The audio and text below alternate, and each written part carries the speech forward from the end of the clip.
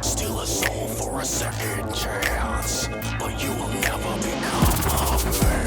My chosen torture makes me stronger. In a life that craves the hunger of freedom and a quest for life. Until the end, the judgment night.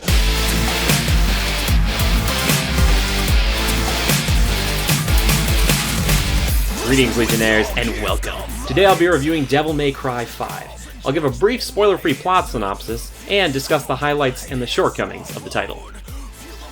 Devil May Cry 5 is a pretty simple premise. Basically, a giant demon tree has spawned in this town of Redgrave, and this major demon is about to be resurrected. This mysterious newcomer, known only as V, hires Dante, along with Nero and Nico, who are kind of there as well. It seems like they're all part of the same group of Devil May Cry, to go and stop it. Basically, all three of them are going around defeating demons, taking out like parts of this tree, and working together, even though they kind of are separated, for a common goal of destroying this brand new major demon named Urizen.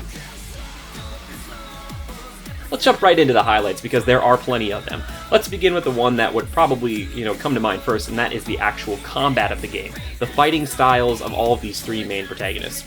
It is excellent. It feels so good. It is a return to form for the franchise from Devil May Cry 4 because, as many of you probably know, and for those who don't know, there was this kind of reboot in the middle. The combat in that game was pretty good, and it was known as DMC, or like Devil May Cry, like a tiny M. But anyway, that's kind of gone, and now we are back to this kind of main storyline here with these characters that people know and love.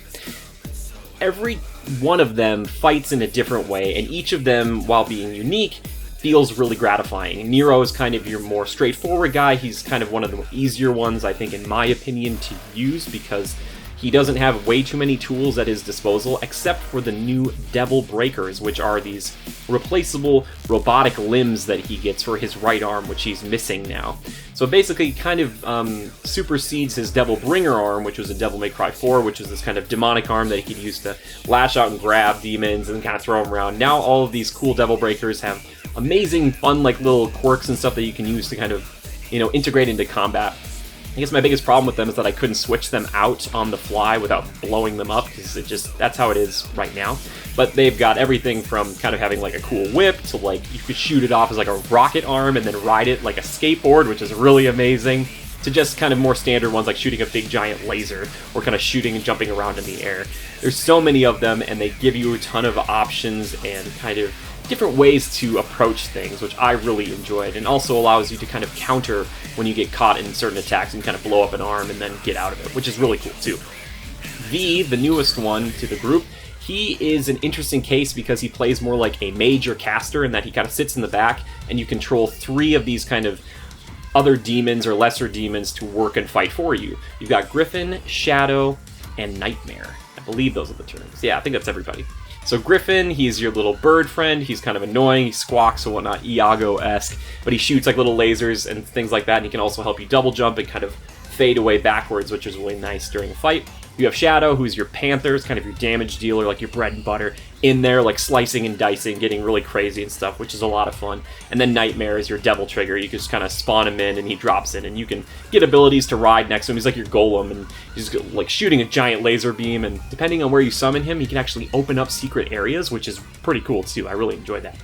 V, weirdly, is the easiest one to get like the highest rating score with, because there's this constant kind of thing on the side when you're fighting in combat telling you how efficient you are. So having the ability to attack with like three different characters at the same time allows that score to go up really quickly, but you still have to typically go and finish these characters off by teleporting in with your cane and kind of stabbing them for the final blow. Which I really did enjoy that. And then finally, the most complex character, he's basically like 6 characters from other games slammed together because he's got so many weapons and abilities. He's insane. He's Dante. Dante's back, and he is just incredibly fun to play. No matter which weapon you're using, he's having a fun time, you're having a fun time. I don't want to spoil everything for you, but most people probably saw the motorcycle, the Cavalier, which is incredibly fun to use. It's like 2 big chainsaws that you're just whipping around, and you can ride on it and just, oh my gosh, such a fun weapon. Obviously, Rebellion is back. Ebony and Ivory, the guns. It's so much fun to kind of get back in the groove with him, and he plays and handles wonderfully. You know, I kind of mentioned it there a little bit too, but the characters, that's kind of the reason I play these games. I love the combat, I really do, but at the same time, it's the characters that make me want to come back. I love Nero, I love Dante, and finding out these new ones too, like V, who I like enough, but Nico, the kind of the weaponsmith for Nero, and her grandmother actually was the one, and I misquoted this last time, but she was the one who actually made Ebony and Ivory for Dante, so there's kind of a fun little through line there. She's wonderful, this cool, badass lady. She's very, she's sexy, but they don't overdo it, and she's just like a fun kind of foil to Nero, and the fact that, like, Kyrie, Nero's girlfriend, who's kind of back home, who isn't coming out on this trip, which is totally fine. I think it's kind of fun to have this back and forth here, and she kind of jokes with him sometimes, be like, oh, I'm gonna tell Kyrie what you just did, and he's just like, hey man, like, don't do that. Like, that's kind of a fun, like, friendship there, a platonic one, that is something that kind of pulls throughout the entire game, and she is the kind of the comic relief for a lot of things, and it's really nice to see her there. Lady and Trish make a return appearance.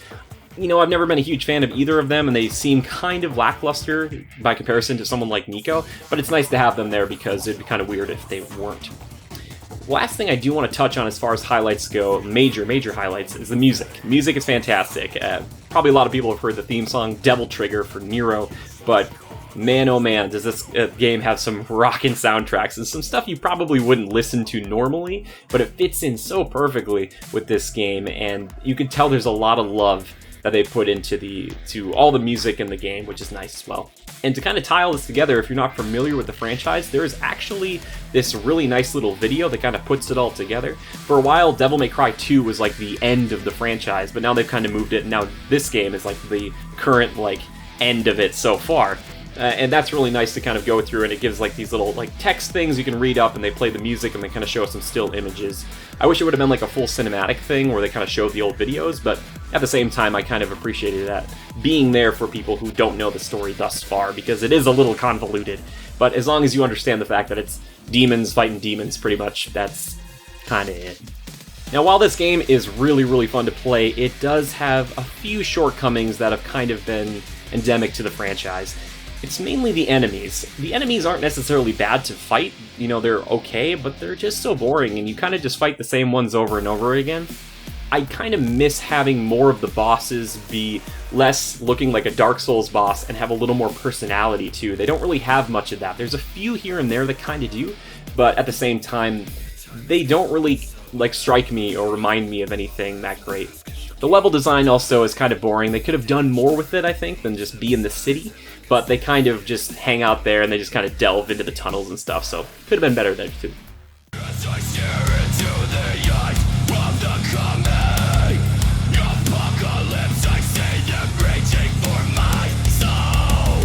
I cannot erupt, I must control. I cannot erupt, I must explode. Overall, Devil May Cry 5 is a wonderful game. I really enjoy it. I'm a fan of the franchise, but for newcomers, this is something that you can get hours and hours out of. And I'm not even talking about the challenge mode, which is the Bloody Palace, which you should check out as well. But overall, I'm going to give Devil May Cry 5 a 9 out of 10.